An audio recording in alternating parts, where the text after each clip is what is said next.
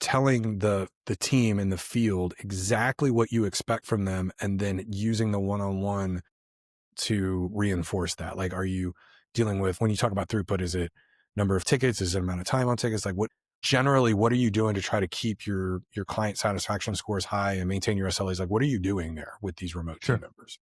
So it's always a balance, right? So we want to see, first and foremost, we want to give our engineers the ability to learn and grow. So to throw any situation at an engineer, I think is wonderful for them to be able to grow. You can't pigeonhole and expect them to grow. But that being said, there has to be some type of a constraint there where, again, you can't have a client waiting for 3 hours because you have a junior engineer working on something.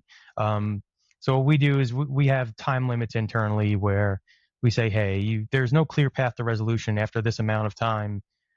Collaborate with the peer. And that certainly helps with remote workers as well, where we used to have the ability to overhear or listen.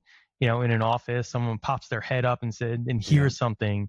It's not there anymore. So again, collaborating with a peer, and that could be your team lead, that could be someone else on your team, that could be me. It doesn't matter with anybody. So I would say that that's certainly important. So as far as some of the KPIs, obviously I know we used to not be a huge fan of tracking utilization, but we do track utilization, and what we see is utilization is time in the system. It used to be much harder to track this. Now that we've moved PSAs, it's so much easier. I spend a lot of my career telling everybody, put your time in, put your time in, put your time in. Now that we move PSAs, it's like, don't touch time. The PSA does it for you.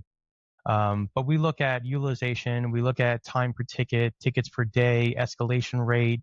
It starts painting a picture. If you have I'll use some KPIs here. So if you have an engineer that's about a half hour per ticket and their utilization is above 80%, well, you could do the math. You're seeing 12 tickets a day easy. Yeah.